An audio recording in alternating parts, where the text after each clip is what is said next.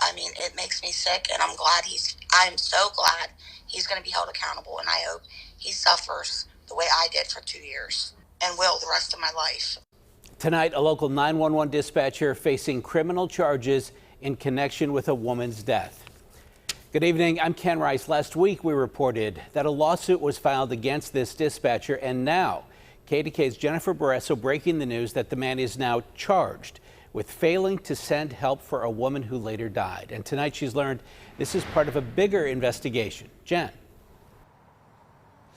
That's right. Well, Leon Price turned himself in earlier today. It's unclear if he still works for Greene County 911. Now, the DA saying he has launched a full investigation. He'll look into things like training, and he says changes are needed. Meantime, Diana Cronk's daughter says she feels some relief. She also says change needs to happen.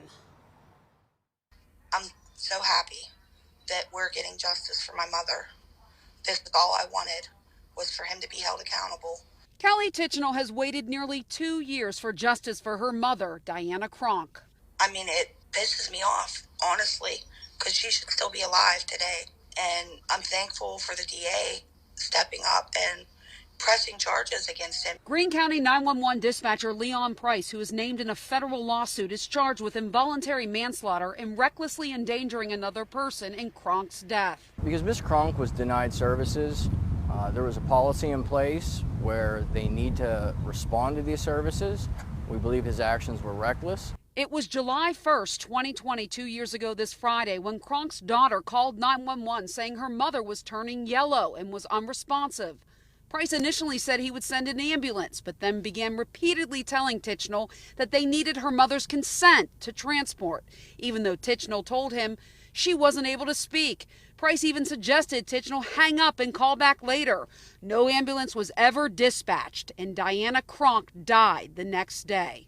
The DA says Price denied medical services to Cronk when there were 3 ambulances available for dispatch, and he alleges Price's actions were reckless and resulted in Cronk's death, and that Price violated protocol and the county's own procedures by refusing to dispatch an ambulance to help the dying woman.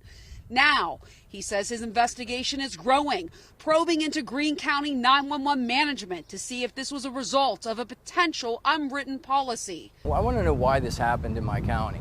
I want to know why services weren't provided. I want to know, was there an informal policy that's outside of the actual procedures? It's unclear if Price still works as a dispatcher. The county solicitor wouldn't comment, neither would county commissioners. Russo and Cronk's family agree they want to make sure this doesn't happen to anyone else. Changes need to be done. That's why we're doing this investigation, to find out why these services weren't provided. Whoever's in charge, they need to make changes and make sure that this never happens again, because this is not right. The DA wouldn't say if more charges are coming. Meantime, Leon Price is out on bond. Reporting live, Jennifer Barrasso, KDKA News. Jennifer, thanks.